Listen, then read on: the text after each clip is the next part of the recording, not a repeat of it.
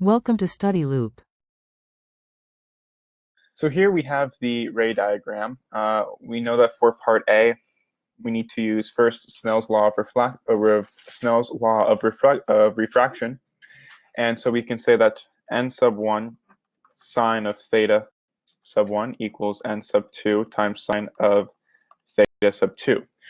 We can say that n sub 1 would be the refractive index of air, and n sub 2 would be the refractive index of the material, where theta sub 1 would be the angle at the ray entrance, and then theta sub 2 would be the angle at which the light ray strikes at the second surface. We can say that for solving for theta sub 2 being the angle at which the light ray strikes at the second surface, we can say that theta sub 2 would equal arc sine of n sub 1 sine of theta sub 1 divided by n sub 2. We then know that theta sub 2 is equaling arc sine of 1.0 sine of 40 degrees divided by n sub 2 of 1.56.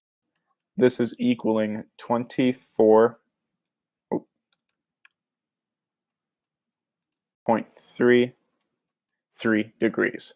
Now, we know that the diagonal angle is given by the figure here. So we can say theta is going to be equal to the diagonal angle, arctan of h divided by w. We can say this would be arctan of 2 centimeters divided by 3 centimeters, and this is equaling 33.69 degrees.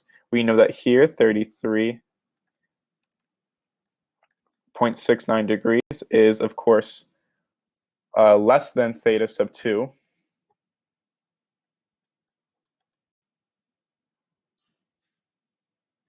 Or rather, my apologies, here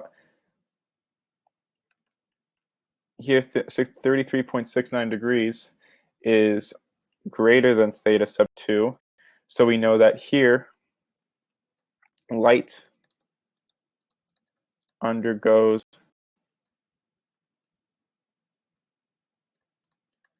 the reflection to the side 3. So this would be your answer for part A.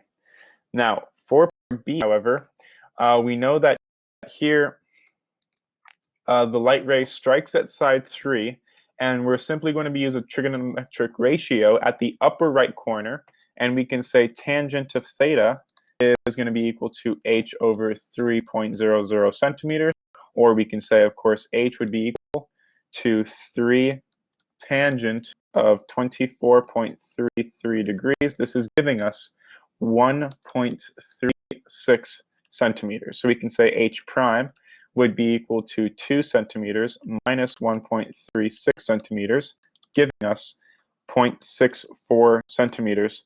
This would be the distance at which the ray strikes the side 3.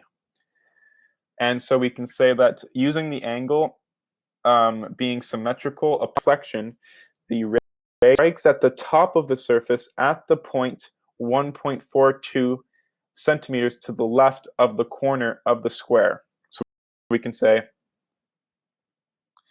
upon reflection, ray strikes at the top of surface at the point 1.42 centimeters to the left corner of the square. Given this, we know that the length 1.42 centimeters is, of course, less than the 3 centimeters, and hence we can say that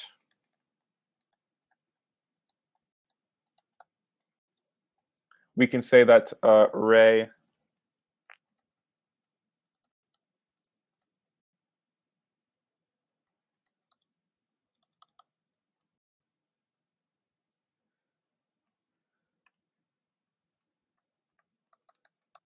ray strikes at side 2, which is the second reflection of the ray.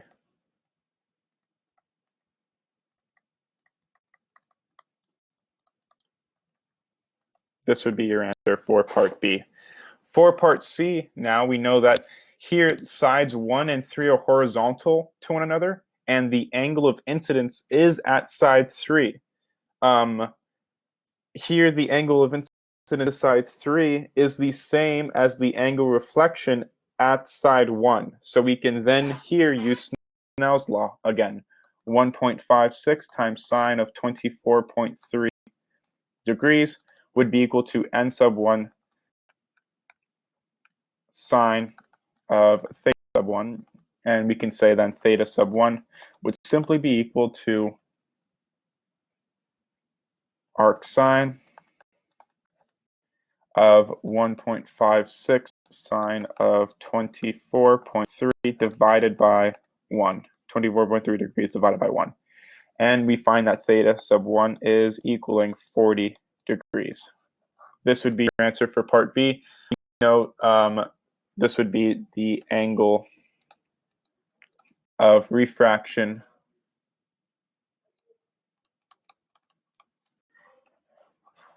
again, theta sub 1 equals 40 degrees. And finally, for part D, for part D, we know that the ray strikes at surface 2. This would be 90 degrees at an angle. Rather, we can say at an angle. 90 degrees minus 24.34 degrees. This is equaling 65.66 degrees. We can then say the critical angle for the total internal reflection, theta sub c, would be equal to arc sine of n sub 1 divided by n sub 2. So this would be equal to arc sine of 1 divided by 1.56. This is equaling 39.9 degrees, so this would be the critical angle. And the angle at which the strikes the surface 2 is much greater than the critical angle. 6.566 degrees is much greater than 39.9 degrees. So here, there will be no refraction when light strikes at side 2. For part E, we know that in this case, the initial angle theta sub 1 now is equaling 70 degrees. And we can use, again, Snell's law, which is giving us theta sub 2 is equaling arc sine of n sub 1 sine of theta sub 1 divided by n sub 2. This is equaling arc sine of 1 sine of 70 degrees divided by 1.56. And theta sub 2 is equaling 37.05 degrees. This is essentially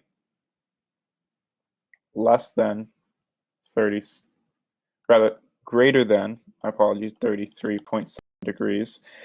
So here, light ray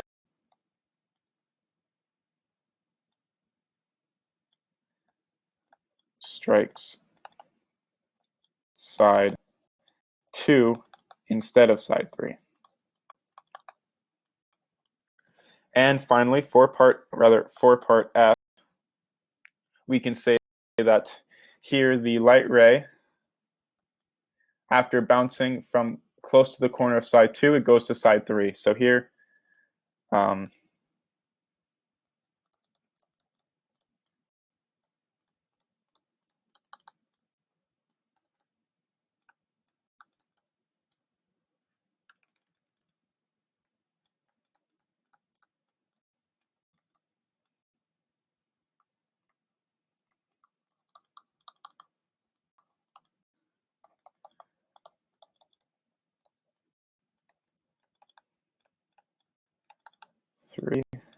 finally, for part G, we can say here the ray strikes at surface 2.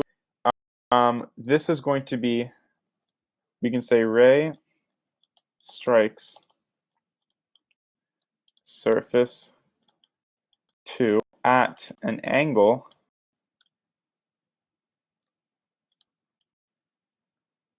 (90° minus 37.05 degrees. This is equaling 53 degrees.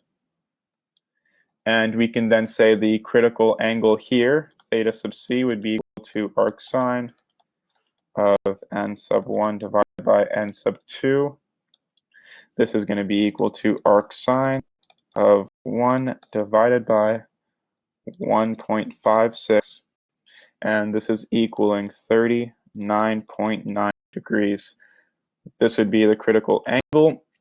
Now, because, again, the ray that strikes at surface 2 at an angle of 53 degrees, 53 degrees is much greater than 39 degrees. So here, again, no refraction. No refraction when ray strikes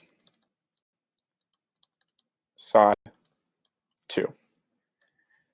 And for the last part, part H, we know that the refracted ray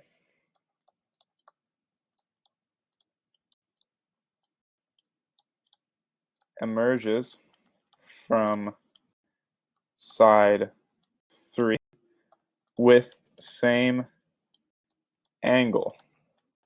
That is, theta sub 1 is equaling 70 degrees. And so we can say this is going to be the same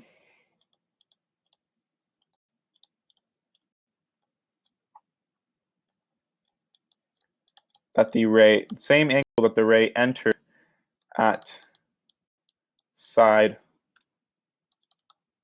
1, and we can say same case as in part C. And so at this point, we know that the immediate reflection from side 2 will not alter the light, and then that comes into the block at the same angle that it emerges from the opposite parallel side. So we can say immediate reflection from side 2 doesn't alter light. We can say then ray comes into the block at same angle with which it emerges